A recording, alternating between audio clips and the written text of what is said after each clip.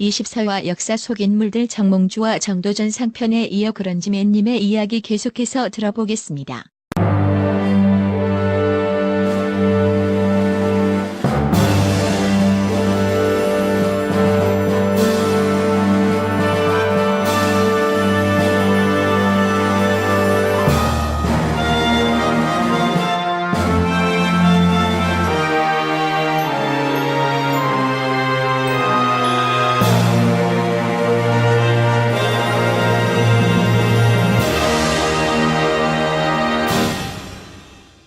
내 맘대로 해석하는 역사 속 인물들. 아무튼 정도전에 대해서는 너무 많은 것들이 알려져 있고 제가 따로 설명해 드릴 부분은 뭐 이 정도만 해도 뭐 대부분 알고 계실 거라고 저는 생각합니다. 요약해 보자면 정도전은 민본 사상에 기초한 신권 중심의 정치 질서를 구상했죠. 그 결과물로 조선이라는 나라를 세웠던 겁니다. 이성계와 뜻을 같이 했다고 확신하는 것은 조선을 세우고 조선 초기 조선을 유지하는 데에서 이성계는 정도전을 절대적으로 신뢰를 했어요. 그와 허물없이 지내는 모습을 기록 여러 군데에서 볼 수 있을 만큼 친했죠. 자리와 권력을 내려놓고 지낼 만큼의 막역한 사회였으니 이성계가 정도전의 뜻에 함께 했다고 볼 수 있는 겁니다. 후일 이방원에 의해 정도전의 꿈이 박살나긴 하죠. 그것도 이 정도전이 원하는 그 나라와 정치가 마음에 들지 않아서라기보다는 그 왕자의 난 때문에, 이것 때문에 정도전을 박살내고 정도전이 꿈꾸던 그런 조선은 박살나 버립니다. 아무튼 이제 이성계와 이방원의 이야기를 조금만 할게요. 일단 이성계는 고려 사람이 아니라 몽골 사람이었어요. 물론 출신은 중국의 입장에서 본다면 이성계는 동이족, 고려인이지만 이성계가 고려로 입성할 당시의 국적은 원나라 사람이었다는 겁니다. 쇠퇴하는 원나라와 떠오르는 명나라의 그 둘의 고려 싸움에 새우등 터지는 지경에 이르는 고려 말의 정치 싸움 중에 이성계의 아버지인 이자추는 원나라는 끝났다고 좀 판단을 했어요. 그래서 공민왕의 밀지를 받고 난 다음에 쌍성 총관부를 원나라에게서 고려 쪽으로 되찾아주면서 고려의 중앙으로 진출할 기회를 얻게 됩니다. 그때 이자추는 자신이 진출하지 않고 아들, 이제 갓 20살 넘긴 아들 이성계를 보냅니다. 이렇게 고려로 입성한 이성계는 정도전을 만나게 돼요. 이들의 만남은 어찌 보면 반원이라는 같은 뜻을 품었다는 것을 알았기에 가능했던 것 뿐이죠. 처음 시작은 이성계는 애초에 나라를 다시 세운다거나 개혁을 한다는 것에 관심이 있었는지 아닌지 알 길은 없어요. 그러니까 지금으로 따지자면은 같이 민주당을 지지한다고 얘기를 하는데 이 사람이 뭐 찌찌자인지 아니면 진짜 문파인지 이거는 딱 첫눈에 알아볼 수는 없잖아요. 대신에 그냥 저 사람도 민주당을 지지하나 보다 뭐 이 정도로 그냥 멈출 수 있잖아요. 굳이 막 일일이 캐물을 수 없으니까. 그렇다고 봐야죠. 처음에는 반원이라는 하나의 공통된 것이 드러나 있는 게 있으니까 그것만 가지고 이제 같은 뜻을 품었다 이렇게 시작할 수 있습니다. 다만 황산대첩에서 승리를 거둔 후에 대풍가를 읊었습니다. 이성계는. 그러니 역심의 마음을 품었을 것이라고 예상은 할 수 있습니다. 단지 정도전의 개혁 의지와 이성계의 역성혁명은 애초부터 계획된 것이라기보다는 서로 만나서 시너지를 일으킨 것이다 이렇게 봐야 맞다고 생각하는 겁니다.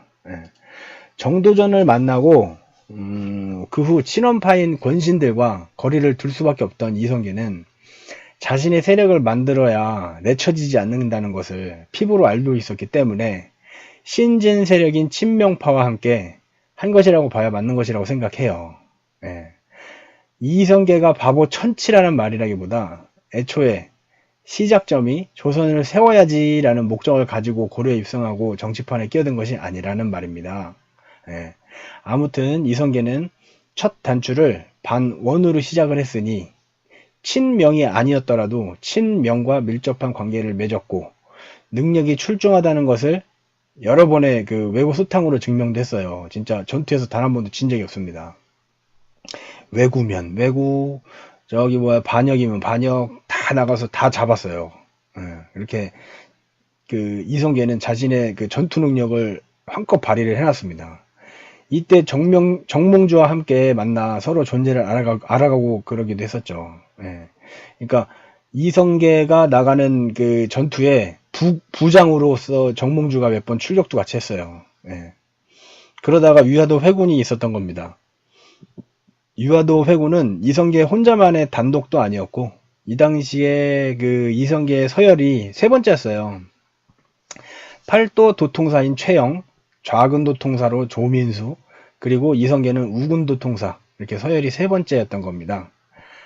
팔도 도통사인 최영은 요동정머를 지시만 했죠. 같이 따라가진 않고 직접 군대를 끌고 나가는 것은 조민수하고 이성계였습니다. 여기서 잠깐 요동정벌이 왜 생기게 되었는가를 좀 짚어볼게요.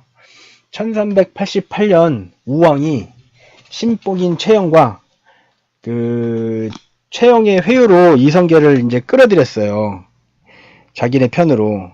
그래서 권신 세력인 이이님, 임견미, 염흥방 이렇게 이들을 제거를 했습니다. 최영과 이성계가. 근데 그렇게 자신의 왕권을 위협하던 9세대 카르텔인 권신들을 숙청하고 나니까 다음 타겟은 누구가 되겠습니까? 신진 사대부의 지지를 받고 있는 이성계였던 거죠. 앞서도 말씀드렸다듯이 정쟁이라는 것은 함께 무찌를 적이 있을 때는 한 팀이 될 수 있는 것이고 적이 무찔러지거나 힘이 약해지면 자신의 이익을 위해 또 다른 싸움을 시작하게 되어 있죠. 삼국지에서도 보면은 위나라가 가장 강하고 총나라와 오나라가 약했잖아요. 그래서 위나라가 기세가 세지면 촉하고 오가 한 팀이 돼서 위나라를 방어하고 또 혹은 무찔르고 그렇게 해가지고 위가 약해지면은 촉과 오가 또 한바탕 이익을 두고 싸우게 되고 뭐 이런 거랑 마찬가지입니다. 그러니까 구더기 새끼들은 그 짓을 하기 위해 문재인 대통령을 지지하는 사람들을 갈라치기를 해서 자신들의 편에 서도록 속이고 있는 거예요. 진짜 정신들 차리기 바랍니다. 구더기 새끼들이 원하는 정치는 문재인 대통령이 바라는 정치랑은 전혀 다른 거라니까요. 이걸 이해하지 못하면 구더기에 종노릇이나 하다가 나중엔 문재인 대통령더러 민주당 탈당하는 소리까지 하는 겁니다. 과거에 그런 예가 있었잖아요. 노무현 대통령께서 처음에 민주당에 계실 때 탈당하지 말자고 그렇게 말렸었잖아요. 근데 정동영, 뭐 김근태 뭐 이런 애들이 열린우리당 만들어서 나갔죠. 이때 노무현 대통령이 어쩔 수 없이 지역 차별하는 것을 반대했기 때문에 그런 기치를 내세운 열린우리당으로 당적을 바꾸신 거예요. 그 다음에 어떻게 했습니까? 노무현 대통령은 열린우리당을 위해서 탄핵까지 당하셨을 정도였잖아요. 진짜 할 수 있는 거는 다 하겠다고 말하는 것처럼 진짜 그렇게 해오셨고 정동영을 어떻게든 키워주려고 욕이란 욕은 다 드시면서도 다 해줬어요. 근데 정동영은 뭐 했나요? 자기 밥그릇 챙기기만 하다가 끝판에 뭐라고 했습니까? 열린우리당에서 탈당하라고 한 게 정동영이에요.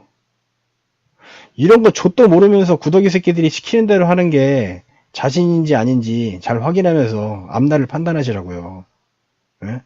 그냥 씨발 그 구더기 새끼들이 가서 싸우라고 욕하라고 하니까 와가지고 댓글이나 달고 비아냥이나 하고 작전 세력이라고 하고 그런 미친 병신짓 하지 말고 왜 우리가 이렇게 싸우고 있는지 왜 구더기들은 지금 같은 편이라고 생각되었던 바로 엊그저께까지만 해도 같은 편이라고 생각됐는 사람들을 못 죽여서 안달이 났는지부터 의심을 하라니까 이 병신들아. 우리가 자한당이냐? 우리가 박사모냐? 잘 생각해보라고. 왜 저 새끼들이 저러고 있는지. 지네 맘대로 하지 못하게 하니까 지금 이러고 있는 건데 지네 맘대로 하는 게 뭔지도 한번 더 의심 한번 해보라고. 개파질하고 침묵질하려고 저지랄들 하는 거라고. 그거 하지 말자고 우리는 떨어져 나와가지고 지금 이렇게 싸우고 있는 거고. 스피커가 크면 정이고 이기는 거라고? 에라, 새끼들아. 아유. 그저 여태까지 그냥 걔네들 신뢰했었으니까 그냥 그대로 그냥 신뢰하면 다 되는 것 같지. 응? 생각이라는 걸 하고 판단이라는 걸 하라고 스스로 얘기해주는 것만 듣지 말고. 이성계를 제거하는 게 우왕과 채영의 목표였던 거죠. 조민수를 붙여서 이성계대로 명나라를 치라고 명합니다. 아무튼 이성계를 제거하는 게 우왕과 채영의 목표였던 겁니다. 그러니까 구더기 새끼들이 제거하려고 했던 게 문파라는 거랑 똑같은 거예요. 이게 정쟁이 그렇게 된 겁니다. 그러니까 애초에 우왕과 채영은 권신 세력, 그러니까 적폐 세력을 몰아내고 그 다음에 자기네들이 정권을 잡기 위해서 다시 이성계를 제거하는 게 목표였던 겁니다. 그래서 조민수를 붙이고 이성계더러 명나라를 치라고 명령을 한 거죠. 근데 이성계는 어땠습니까? 애초에 가고 싶지도 않은 거였고 전쟁하고 싶지도 않은 거였습니다. 왜? 자신이 애초에 그 고려 중앙 정치로 내려오게 된 그 계기가 원나라를 배신하고 내려왔잖아요. 그럼 원과는 이미 원수지간인 된 거죠. 근데 여기서 명까지 치러 가라고 가버리면 어떻게 됩니까? 명에도 원에도 모든 끈이 떨어져 버리는 거잖아요. 그러면은 국내 정치에서도 입지가 없어지는 것과 다를 바가 없는 거예요. 죽으라는 소리죠. 한마디로. 예. 그러니 출발하기 전부터 어떻게든 이 전쟁을 멈출 수 있을까라는 고민만 한 거죠. 계속 고민한 겁니다. 가기 전부터도 그랬고 가고 나서 가면서도 그랬고. 예. 결국 압록강 하류에 위화도까지 가서 큰 비를 만나니까 그때부터 이제 조민수를 본격적으로 설득을 합니다. 그렇게 사불가론을 들어서 진군하는 것은 이치에 맞지 않다는 상소를 올려요. 고려 중앙 우왕한테. 회군할 수 있도록 해달라고. 그냥 돌리면 쿠데타가 되니까 명을 어기는 거니까. 그래서 회군을 해도 되겠냐라는 상소를 올리죠. 근데 우왕은 어때요? 거절합니다. 그리고 거절하니까 사람까지 보내서 감시시켜요. 그랬더니 또 이건 안 된다. 정말 이거는 정말 회군해야 된다. 이 상황에서는 앞으로 나갈 수가 없는 것이다. 라고 해서 또 상소를 다시 올립니다. 그렇게 지지부진한 시간이 계속 이어지는 끝에 조민수를 설득해요. 응? 이성계가. 그래서 회군에 같이 하자고 대답을 받아냅니다. 여기서. 그렇게 해서 조민수를 회군하는 데 있어서 총대장으로 세우고 자기가 이제 2인자가 되는 거죠. 그렇게 해서 이성계는 우회하고 그렇게 해가지고 최영은 우왕한테 얘기를 들었겠죠. 야, 저 새끼들 씨발 저 회군에서 우리 치러 온다. 그래서 이제 최영이 전면에 딱 나서서 이제 회군 반란군들을 막으려고 합니다. 근데 앞에서 조민수랑 싸우고 있으니까 옆으로 치고 들어와가지고 이성계가 최영을 잡아요. 잡아서 최영을 고양시로 귀양 보내고 우왕은 강화도로 추방시켜버립니다. 예. 이 사불가로는 작은 나라가 큰 나라를 거스르는 것은 있을 수 없다. 여름에 군사를 동원한 것도 있을 수 없는 일이다. 온 나라의 군사를 동원하여 북진하였으니 왜구들의 침입이 위태롭다. 장마철에 악요풀이 늘어져서 활이 망가지고 병사들은 역병에 걸릴 위험성이 높다. 이렇게 4가지 불가론을 말했죠. 근데 솔직히 가기 싫은 이유야 뭐 100가지도 들 수 있는 것이고, 가고 싶다고 한다면 가야 하는 이유도 뭐 100가지도 들 수 있는 것이죠. 그렇잖아요. 신진 사대부랑 연이 그닥 깊지 않은 조민수는 이성계 등과 사전 합의 없이 자기의 외척과 싸바싸바해서 그리고 이색하고 내통을 해서 창왕을 옹립을 합니다. 예, 이 사건으로 조민수는 자신의 수명을 줄이는 것인 거죠. 예. 창왕 즉위 1년 후에 창왕은 우왕과 더불어 신돈의 혈통이라는 오명으로 내쫓기는 신세가 되고 말아요. 당연히 조민수가 자기 외척하고 이색하고 결탁해서 올리는 거라 당연히 자기가 주범이 되는데 권력의 정점에 서 있었었는데 당연히 창왕이 쫓겨나게 되면 자기가 밀려날 게 뻔하니까 이거 극렬하게 반대를 하겠죠, 당연히. 근데 그러다 어떻게 됩니까? 서인으로 강등이 됩니다. 그리고 창룡으로 쫓겨나요. 예, 이렇게 자기 욕심을 너무 과하게 쫓으면은 이런 식으로 나가 떨어지게 되는 겁니다. 그것도 사전 협의 없이 자기 멋대로 하다가는. 민주당에도 이런 사람들 많아요. 예, 정신 나간 애들 많습니다. 지 멋대로 하고 눈치 없이 행동하고. 예. 그렇게 했다가 아무튼 조민수는 거기서 생을 마감합니다. 창녕에서. 이렇듯 권력을 가운데에 두고 승기를 잡았다가 놓치고 다시 잡았다가 빼앗기고 이런 일들은 지금도 벌어지고 있는 거예요. 예. 근데 우리에겐 명분이 남다른 것이죠. 이익과 권력을 탐하기 위해 싸우는 것도 아니고 대통령을 지켜야 한다는 마음뿐인 것이며 민주당의 이 썩어빠진 시스템을 갈아엎으시려고 하는 문재인 대통령의 뜻과도 함께하는 겁니다. 구더기 새끼들에게 명분이 없다는 것이 아니에요. 그들 역시 마찬가지로 썩어빠진 대한민국의 정치판을 갈아엎자는 명분이 있죠, 당연히. 그런데 그 방법에 있어서 적폐들이 하던 방식을 그대로 남겨두고 이익만 취하고 권력만 연장하려는 것에 동의해버리면 언제고 야당 적폐들에게 반격의 빌미를 줄 수밖에 없는 거라니까요. 구더기들은 자신들이 자격이 없는 부분을 스스로 알고 있어요. 이 부분은 내가 좀 못 미쳐. 이거는 내가 능력이 없는 거야. 이거는 내가 잘하지 못하는 거야. 이 부분에 대해서는 내가 약점이야. 이런 걸 알고 있어요. 그런데 그런 부분들을 감추고 가리기 위해서 아군이면 된다는 논리로 이재명을 보호하는 것입니다. 이재명을 보호하고 살려두면은 이재명에게 온갖 공격과 이런 게 다 넘어가잖아요. 이재명보다 조금 덜 못됐어도 이재명이 더 못됐기 때문에 이재명이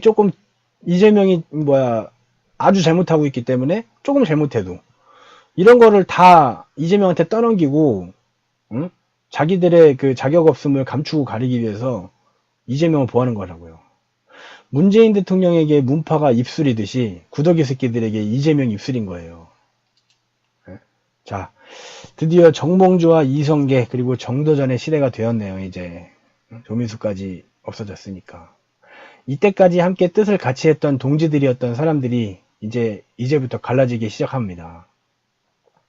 정몽주는 공양왕까지만 인정을 하는 거죠. 예. 거기에서 개혁을 멈추고 안정을 하기를 바랐던 겁니다. 그러나 정도전은 어땠습니까? 더 멀리, 더 앞으로, 더 빨리 나아가기를 바랐던 것이죠. 정몽주가 봤던 그 세계, 정몽주가 그리려고 했던 그 세계보다 훨씬 앞선 더 크고 멋진 세계를 정도전은 그렸던 거예요. 그렇게 생각을 하셔야 됩니다. 그러니까 제가 지난 회차에서도 늘상 말씀드리지만 구더기 새끼들은 지금 터널 안에 있는 거예요. 터널 안에서 이 터널 밖으로 벗어나면 위험하다고 나가지 말라고 계속 얘기를 하는 겁니다. 그 안에서 안전을 바라고 새로운 어떤 그 권력 창출을 바라고 있는 것 뿐이에요. 근데 문재인 대통령께서는 지금 있는 시스템, 이 어둠 속에 있는 터널을 벗어나신 거예요. 생각이랑 모든 계획이. 그래서 거기에 따라서 밖으로 나가면은 진짜 넓고 밝은 세계가 있는데 이거를 지금 어떻습니까? 구더기들이 막고 있는 거예요, 지금. 나가면 큰일 난다. 나가면 죽는다. 나가면 무슨 세상이 있는지 니네들이 어떻게 하냐. 하지 말아라. 지금 여기가 안전하다. 지금 이지랄하고 있는 겁니다. 지네들이 뭔데 아냐고, 뭔데. 예? 정몽주가 뛰어난 사람인 건 맞아요. 엄청 천재기도 하고. 그러나 이 앞날을 예견하고 지금 있는 그 고려시대의 마지막 그 부패한 모습들, 그리고 어디까지 개혁해야 된다라는 어떤 그 구상은 정도전이 훨씬 앞서 있었고, 실제로 정도전이 만든 조선이라는 나라의 지역 명칭, 건물 이름, 건물 구도, 이거 하나하나까지 전부 다 모든 것을 완벽하게 만들어 놓은 정도전을 보면은 이게 앞날이 어떻게 될 건지를 다 예상하고 있었고, 그걸 다 구상하고 있었다고 생각하는 거죠.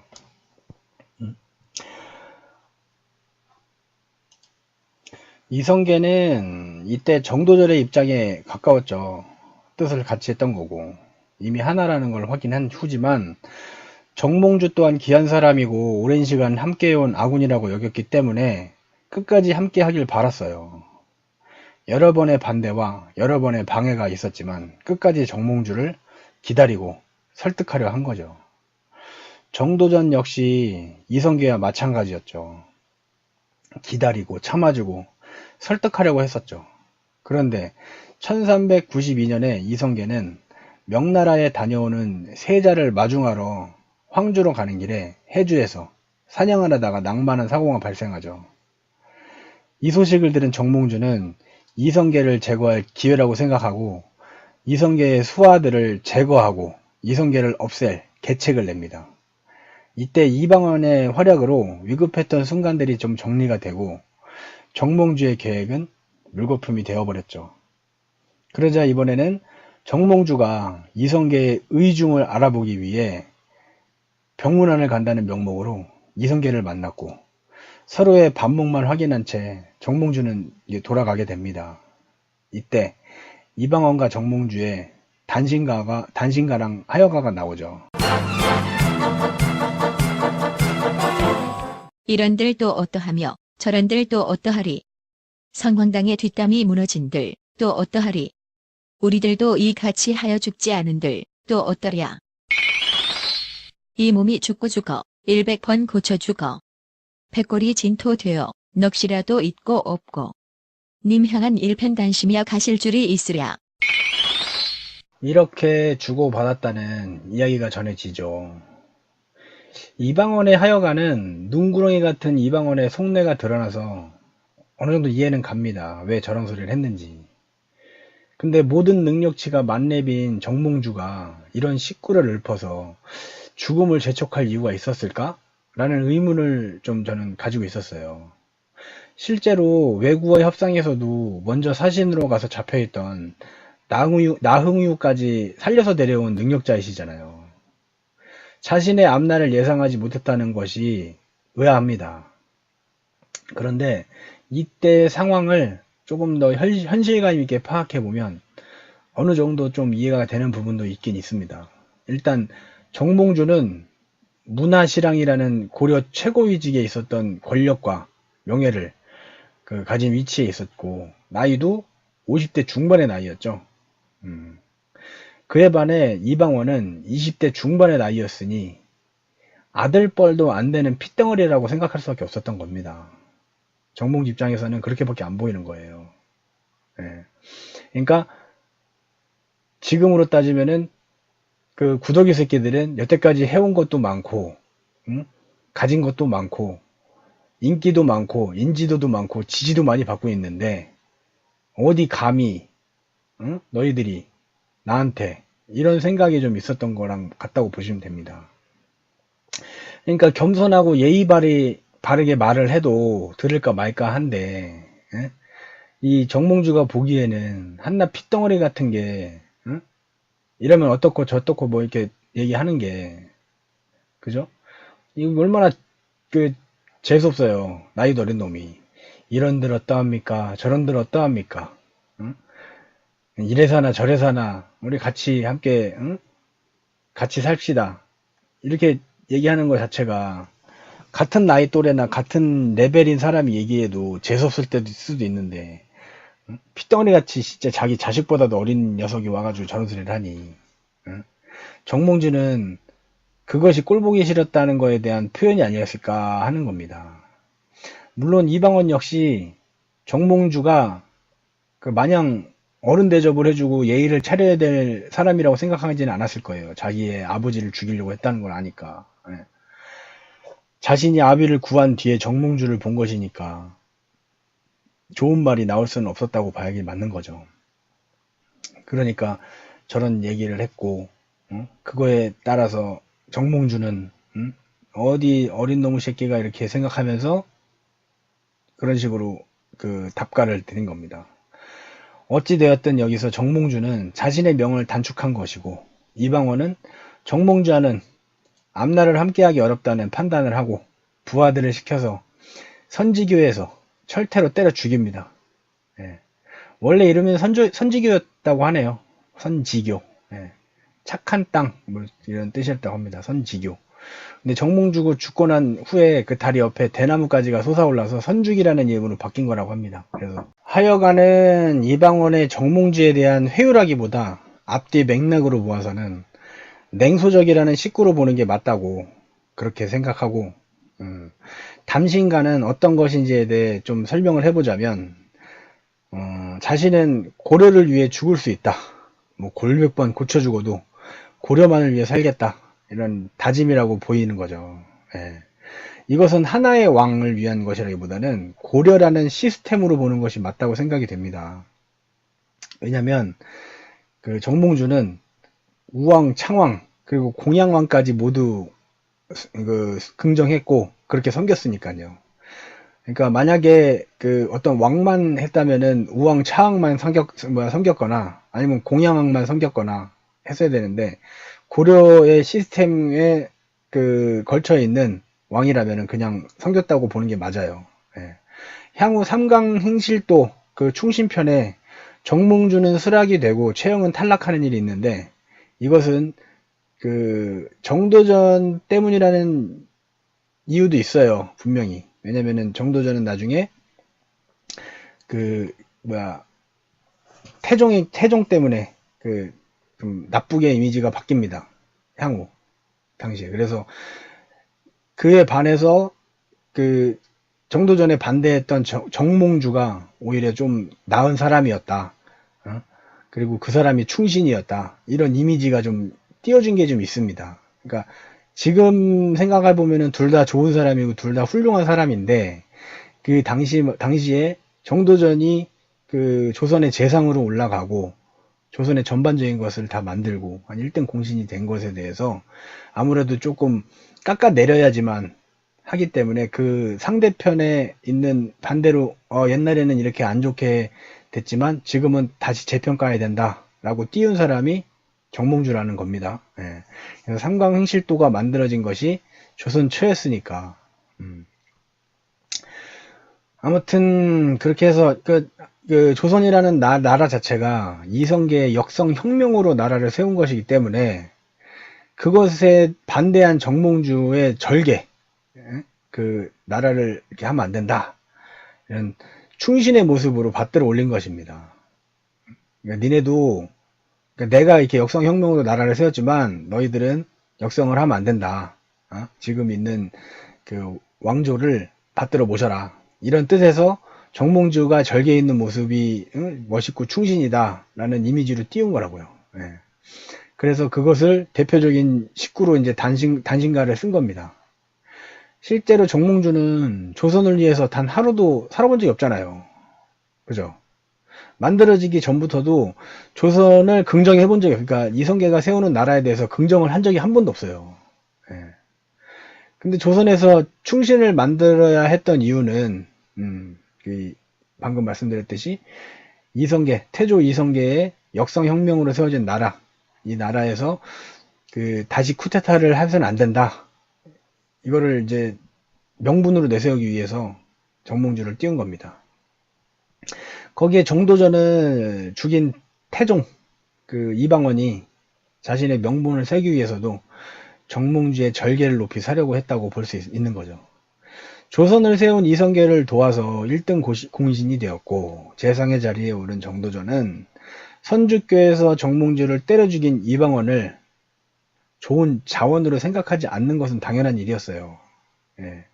이성계도 마찬가지고 강씨도 마찬가지고 아마 같은 형제들끼리도 마찬가지였을 겁니다. 정몽주가 나쁜 사람이고 이 사람들 입장에서는 정몽주가 나쁜 사람이고 지금 당장 뜻이 같다고 할 수 없다고 다들 알고 있었고 그렇게 어떻게 해서든 정몽주를 힘을 뺏어야 된다까지는 동의되는 거였는데 죽여야 된다고까지 생각했을까요? 저는 그렇다고 생각 안 합니다. 누군가는 그런 얘기를 하더라고요. 정몽주를 죽여서 저작거리에다가 목을 내걸었다. 그러니까 그랬을 만큼 이성계가 그 일에 대해서 입을 다물고 있었으니 이성계는 겉으로만 그랬고 속으로는 내심 좋아했었다. 뭐 이렇게 보는 사람도 있어요. 근데 그렇게만 보기에는 또 나중에 세자책봉이라든가 이런 거 일에 있어서 굉장히 단호하게 처리하는 것 때문에 꼭 그렇게만은 볼 수 없다고 생각합니다. 아무튼 이방원이 이렇게 정몽주를 죽인 일은 정도전한테도, 그, 강씨한테도, 신덕왕후 강씨한테도, 이성계한테도 다시 보게 되는, 그, 이방원을 다시 보게 되는 그런 일이 되는 거죠. 그러니 신덕왕후 강씨와 가깝게 지내고, 그의 아들인 번의 스승이 되었으며, 이성계에게 세자 책봉하는 데 있어서 영향력을 끼치기도 했던 겁니다. 예. 그 모습을 이방원 입장에서 보면 어땠습니까? 피가 거꾸로 솟는 거죠. 이방원 입장에서는 죽 서서 개준 꼴이 되는 거고, 자기가 자기 아버지 죽을 뻔한 거 살려놓고, 그렇게 해놨더니 정작 그 자리 가져가는 거는 신덕왕후 아들, 막내 아들, 강씨의 아들이 가져가 버리니 짜증이 나는 거죠. 왜냐면은 자기의 어머니의 형제들, 그러니까 배가 같은 형제들, 한씨의 아들이 6명이나 있었는데, 그 나이도 강씨 아들 막내는 되게 어렸거든요. 근데 그런 걸로 따지니까 열받는 거죠. 그러니까 이방원은 아마 이런 생각이었을 거예요. 자신이 왕이 될 수 없을 거라는 그 생각은 하고 있었을 거예요. 왜냐면 자기가 5번째 아들이니까. 근데 아무리 그렇더라도 자기 형제들 중에 그 세우겠지, 세자로 세우겠지 하는 생각은 있었을 겁니다. 근데 그거를 다 내치고 막내를 책봉한 것에는 그 굉장히 분노를 한 거죠. 이거의 책임도 다 어떻게 합니까? 나중에 정도전한테 씌워가지고 1차 왕자인한테 정도전을 제거해버리는 거죠, 이때. 예. 이로써 태조 이성계는 모든 힘을 잃어요, 이때. 이방원에게 좌지우지되면서 권력의 질서가 무너지게 되는 겁니다. 그래서 이제 이방원의 피해 숙청이 막 1차 왕자의 난, 2차 왕자의 난 일어나면서 이제 그때도 이미 사람들을 많이 죽였는데 그 후에는 신덕왕후 강씨 때문에 이 외척에 대해서 굉장히 히스테리적인 모습을 많이 보입니다. 그래서 다 죽여요, 다. 나중에 세종의 그 자기 며느리죠, 심씨, 그까지 다 죽여버립니다, 외척을. 아무튼 이 부분은 차후 이야기할 수 있으면 하도록 하고, 다시 상광행실도로 돌아와서 정몽주의 절개를 높이 사고 정도전을 깎아내리기 위한 것이었으며, 그 동시대의 영웅인 최영은 왜 탈락했는지 또 얘기를 한번 해보겠습니다. 최영이 모시던 왕은 우왕과 창왕이었죠. 그래서 창왕을, 그러니까 이들은 불교의 폐단으로 여겨지는 그 신돈의 자식들이라는 그 오명 때문에 불교를 더럽히고 유교를 숭상하기 위한 수단으로도 좋은 얘기거리였던 것입니다. 그 이야기거리의 재료로 최영 장군이 그 쓰여진 거고, 그로 인해서 충신으로 그 남아있으면 안 됐던 것일 뿐이에요. 실제로 그러니까 최영 장군이 어떤 행위 때문에 그렇게 그 충신으로 못 모시겠다기보다는 불교를 억압하고 유교를 숭상하기 위한 그 재료가 되었던 거죠. 아무튼 역사 속의 인물을 가져와서 현실 정치에 대입하며 뭐 어떤 상황인지, 앞으로 어떤 상황이 전개될 것인지에 대해 뭐 제 맘대로 이렇게 해석을 해봤습니다. 첫 시간이라서 제가 뭐 구상하는데도 어리숙하고 맨날 남 욕만 하다가 이런 것을 하려고 하니까 제대로 하지도 못한 것 같네요. 알고 있는 거는 머릿속에 잔뜩 있는데 그냥 어떻게 풀어서 이렇게 말씀드리려고 하고 이제 정리를 하고 구상을 하려고 하다 보니까 자꾸 중구난방이 되는 것 같아가지고, 그래도 우리가 가져야 할 방향성에 대해서는 제가 충분히 이야기 속에 좀 녹여서 말씀드렸다고 생각을 해요. 역사 속의 사건들로 미뤄보아서 지금 문파가 당하고 있는 이런 일들은 늘 있어 왔었던 권력 투쟁의 한 일부분일 뿐이라고 생각하는 것이고, 그 권력 투쟁에서 이익과 사욕을 채우려는 것들은 항상 상대를 죽여 없애려고만 했던 것이죠. 함께 해야 하고 이해해줘야 되고 보듬어줘야 되고 공감해주는 것이 아니라 죽여 없애야지만 자기가 그 이익을 뺏어가기 때문에 그 짓거리를 하는 게 누구? 구더기 새끼들이라는 건 당연한 것입니다. 지금 그 구더기 새끼들은 자신들의 힘만으로 상대를 거꾸로 틀릴 수 없으니까 예? 지금 당장 거꾸릴 필요 없으니까.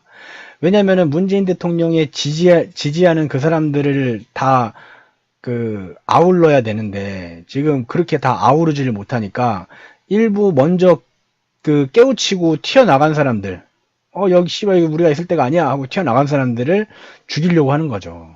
응? 그렇게 해서 그 사람들을 갈라치기를 해가지고 마치 자신에게 적대하는 사람들은 문재인 대통령에게 위해를 가하는 사람이냐, 그잖아요. 우리가 문재인 대통령한테 위해를 가하는 사람입니까? 예? 우리는 구더기 새끼들, 저 김어준이나 이동영이나 김용민이나 이런 애들한테 지금 너희 새끼들아 니네들이 잘 하는 게 잘못하고 있는 거야 라고 말하는 거지, 문재인 대통령한테 위해를 가는 겁니까? 그걸 잘 따지셔야 돼요. 그걸 잘 아셔야 되고. 예? 지금 구더기 추정하는 사람들은 그걸 잘 판단하셔야 된다고요. 쟤네들이 지금 갈라치기 하는 이유가 뭔지 잘 파악하셔야 된다는 얘기입니다. 예? 자신들이 원하는 이익을 다 뒤로 숨기고 챙기고 이런 수작질을 하고 있는 건데, 그걸 못 보고 겉으로만 보여주는 거. 야, 지금 문파들이 지금 우리가 지금 적폐청산하려고 삼성을 망가뜨려야 되는데, 그걸 막으려고 지금 작전 세력이 투입돼가지고, 아유, 지랄들을 하세요. 지랄들을 하세요. 그런 증거도 못 가져오면서 말만 하면 다 되는 거고, 그걸 그대로 믿고 자빠졌다는 것 자체가 나는 다 불쌍합니다. 그런 사람들 전부 다. 예. 아무튼 아직은 이 싸움은 이제 시작된 거나 다름없어요. 왜냐면은 여태까지 우리가 지선에서도 당하고, 그렇죠? 당대표 선거에서도 당한 겁니다. 우리는 계속 당했어요. 근데 아직은 싸움의 시작이고, 응? 우리는 늘 검열하고 검증합니다. 스스로를. 문파들 역시 자신들의 행동과 판단이 옳은 것인가 라는 검증을 할 만큼 저들의 영향력과 그동안의 신뢰는 깊고 강하게 쌓여 있어요. 하지만 명분을 지키고 저들의 프레임에서 벗어나서 싸운다면 반드시 우리는 저들을 거꾸로 트리고 원래 문재인 대통령을 지지했던 그 세력을 다시 우리 편으로 데려올 수 있을 겁니다. 찐 묻었다라는 프레임에 걸려들지 마시고, 전선을 넓히지도 마시고, 이재명을 욕하고 싶겠지만 우리가 원하는 것은 이재명을 쳐 죽이는 게 아니잖아요. 공정한 원칙에 이재명을 재평가하는 일일 뿐이라는 것을 잊어서는 안 됩니다. 우리끼리 정신승리나 하는 것은 절대로 문재인 대통령께 도움이 되는 일이 아니라는 말이에요. 중도에서 바라보는 사람들에게 어필해야 하고 그들의 동의를 구해야 한다는 겁니다. 우리는 지금의 싸움에서 시작부터 수세에 몰린 상황이잖아요. 이미 지난 지선부터 이번 당대표 선거까지 우리는 왜 당한지도 모르고 당해왔잖아요. 진짜 왜 당한지도 모르고 당했죠. 그렇지만 앞으로의 싸움은 다를 겁니다. 지금은 비록 거대 스피커들은 부조기들이 다 차지하고 있고, 그들에 대한 지금까지의 평가가 문재인 대통령을 돕던 사람이라는 인식이 크고, 몇몇 소수의 일로 치부하려는 것도 저들이 자신들의 말이 맞다는 것을 상대적으로 증명하려는 프레임인 거죠. 우리는 숫자가 많고 명분도 있지만 스피커가 없다는 것을 중도에 계신 분들에게 말씀드리고, 중도에 계신 분들이 손살에 치는 언사나 행동은 그런 걸 피해야 되는 거예요. 그들을 설득해서 아군으로 만들고 그 힘으로 거대 스피커에 대항해야 되는 겁니다. 저들은 정몽주고 우리는 정도전인 거죠. 예. 아까 방금도 말씀드렸지만 정몽주가 뭐 악역이고 우리가 뭐 선하고 이게 아닙니다. 그냥 상황상 그렇게 봐야 되는 겁니다. 역사가 지난 후에 정말 정몽주나 정도전이나 둘 다 훌륭하신 분들이 맞아요. 하지만 역사의 흐름에 대해서 빨리 캐치한 정도전인 거고, 역사의 흐름을 더 앞서 보지 못한 정몽주였던 거라고 말하는 겁니다.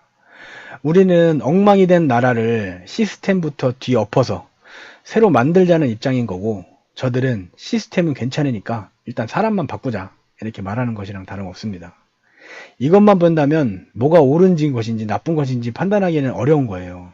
아니, 이 상황만 가지고 옳고 그름을 판단해서는 절대 안 되는 겁니다. 이게 선입견을 가지시면 안 돼요.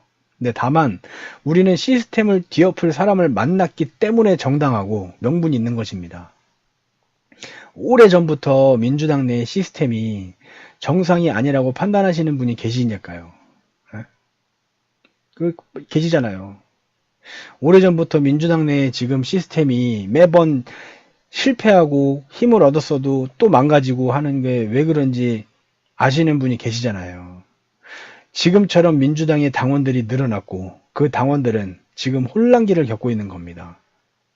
거대 스피커를 장악하고 정치인들을 줄 세우면서 애초에 문재인 대통령을 지지하던 사람들에게 니네 틀렸어. 이렇게 세뇌하면서 자신들의 방법이 맞는 거라고 꼬셔가지고 시스템을 개혁하시려는 문재인 대통령을 향해 방법이 틀렸다고 직접적으로 말도 못하잖아요. 쟤네는 지금. 그렇게 말하는 순간 어떻게 됩니까? 자신들에게 그래도 조금이나마 그래도 니네들이 맞겠지 하고 붙어있는 사람들이 다 떨어져 나갈 거니까요. 응? 분명히 말씀드리지만 문재인 대통령은 시스템을 다 뒤엎으려고 하시는 분입니다. 그렇기 때문에 민주당 내에 이렇게 대거 일반 국민들을 끌어들이신 거고, 왜? 본인들이 직접 하면은 니네들도 세력이잖아 이런 말을 들으니까. 우리에게 지금 힘을 주시는 거예요. 문재인 대통령님께서는. 너희들이 제발 고쳐달라고. 근데 이게 정치인들하고만 싸워도 힘들 판인데 저 거대 스피커 새끼들이 그런 구태 정치하는 사람들하고 한 통속이 돼가지고 지금 자신들이 여태까지 쌓아온 인지도랑 지지도로 가지고 문재인 대통령을 공격하려고 준비하는 거예요. 그걸 알아야 된다고요. 뭐가 지금 중요한 건지, 누구한테 더 명분이 있는지, 왜 저런 행동을 하는지, 의도가 뭔지, 이런 걸 빨리 파악하시라고요. 저 구더기 새끼들의 농간에 놀아나는 것인데, 그걸 모르고 계속 지지하고, 쟤네들이 작전 세력이다! 가, 출동해라! 와가지고 막 댓글 달고, 쟤네들을 생각해보세요. 쟤네들은 개파질 침묵질이라는 단어조차도 쓰지도 않아요. 저들은 오로지 극문, 똥파리, 뭐 작전 세력 이런 말로 문파를 더럽히는데 혈안이 되어 있는 거예요. 에? 회유하고 타협해서 어떤 결론을 도출하려고 하지도 않고 일단은 죽여서 없애고 뭐 대가리 숙이게 만들려고 하는 것 뿐이라니까요. 북한과도 대화로 풀고 자한당과도 대화로 푸시려는 대통령이 보시기에 구더기들의 방법이 옳다고 보실까요? 진짜 쟤네들이 명분이 있다고 하더라도 우리는 애초에 이재명을 물고 늘어지는 이유가 이재명을 죽이는 것이라고 그렇게 바깥에 계신 분들이 알고 계시잖아요. 근데 그건 역시 구더기들이 만든 프레임이라고요. 우리는 이재명을 죽이자, 뭐 깔아뭉개자, 내던지자 이렇게 처음부터 얘기한 게 아니라니까요. 공정한 원칙에 위배되는 짓을 했으니 공정한 원칙에 의거해서 다시 평가하자고 했다고 그렇게 알려야 됩니다. 우리는 이재명 지지해? 난 지지하지 않아. 왜 지지하지 않아? 이재명을 죽여야 되니까. 이재명 나쁜 놈이니까. 이게 아니라 이재명은 민주당이 정한 공정한 원칙에 의거해서 선출된 사람이 아니다. 그 선출 과정에서 분명히 특혜가 있었고 잘못된 게 있었기 때문에 우리는 그렇게 반대하는 것이다. 이걸 꼭 짚어서 말해줘야 됩니다. 그렇게 시작을 해야 구더기들에게 눈이 돌아간 사람들의 귀만이라도 눈이 돌아가고 뭐 생각이 다 그쪽에 쏠려 있어도 귀만이라도 우리의 소리를 듣게 할 수 있을 테니까요. 이성계를 만난 정도전은 서로 자신들의 만나기 전부터 꿈꿔오던 세상을 둘의 힘으로 만들 수 있다는 확신을 이제 가진 거죠. 이성계는 대풍가를 불렀고 정도전은 맹자를 읽었습니다. 서로가 바라는 세상을 꿈꾸다가 서로의 이상을 만들어줄 동지를 만난 거죠. 지금 이 방송을 듣고 계시는 당신은 문재인 대통령을 만나서 일상에 찌든 나날을 보내다가 그냥 평범한 일상을 지내다가 정치판에 귀를 기울이게 된 것이고 친구들이랑 술이나 먹고 게임이나 하던 자신이 정치적인 기사에 댓글을 달게 하게 된 것이며 예능이나 보고 웃고 떠들고 즐기던 사람이 어느 날부터 뉴스에 눈을 떼지 못하게 된 사람이 된 거죠. 당신이 그 중에 하나라고요. 당신은 그렇게 하는 게 이익을 원해서 하신 건가요? 권력을 탐해서 하신 건가요? 누가 이익을 원하고 권력을 탐하고 있는지 아시겠죠? 우리는 문재인 대통령께서 하시려는 정치에 도움이 되고자 싸우는 것일 뿐이잖아요. 명분도 우리의 것이고 대통령이 하시려는 뜻과도 일치하는 겁니다. 걱정 마세요. 지금 열세고 지고 있습니다. 밀리고 있어요. 어쩔 수 없잖아요. 과거에도 조중동이 힘을 다 휘두를 때는 조중동에게 휘둘리는 국민 때문에 지금의 구더기들은 그래도 싸웠어요. 정말로. 그렇게 배워야 됩니다. 우리도. 쟤네들이 지금 구더기 새끼들이 큰 스피커 들고 막 휘두를 때 우리는 싸워야 되는 겁니다. 예? 우리가 쓰러져서 포기하기 전까지 진 것이 아니라고요. 예? 저들이 말하는 논리는 지금의 국민들의 정서로 본다면은 단 한 번만 부서져도 모래 위에 성처럼 무너져 내릴 거예요. 과거 조중동과는 또 다른 겁니다. 과거 조중동은 팩트고 지랄이고 나발이고 없잖아요. 그냥 속이면 되는 거고 그 속여 넘어가는 것 중에 속아 오면은 땡큐인 거고 안 속으면 또 다시 속이면 되는 그런 프레임이었지만 지금의 구더기들이 쓰는 프레임은 한 번만 무너져가지고 좌절해버리면은 사람들이 아 이건 진짜 아니지 라고 해버리면은 그 전에 것들까지도 전부 다 무너져 내리는 모래 위에 성이 돼버리는 겁니다. 왜냐면은 지금 저들을 지지하고 믿고 따르는 사람들의 대부분은 그런 생각을 할 수 있는 사람들이에요. 그렇기 때문에 여기까지 따라온 거죠. 근데 그 마지막 번데기가 돼서 똥파리가 되는 단계를 못 거치고 있는 것 뿐입니다. 그 단계를 거치게 할 날이만 오면은 그날만 오면은 쟤네들은 무너질 수밖에 없는 겁니다. 그리고 한번 돌아서면 절대로 저들 쪽에 다시 붙을 수가 없잖아요. 그에 반해 문파는 내 양심과 내 자식의 미래를 위한 정치를 위한 행보잖아요. 정도전은 이성계를 만나서 조선을 계획하고 설계했듯이 우리는 문재인 대통령을 만나서 우리의 미래를 설계하고 친목질 없는 정치, 개파질 없는 민주당을 계획하는 겁니다. 우리가 원하는 건 이게 다예요. 그리고 이렇게 만들어야 50년, 100년 민주당이 집권 여당으로 남을 수 있는 겁니다. 어떻게 하면은 자신의 이득을 위해서 내부에 누군가를 공격하려고 하고, 예?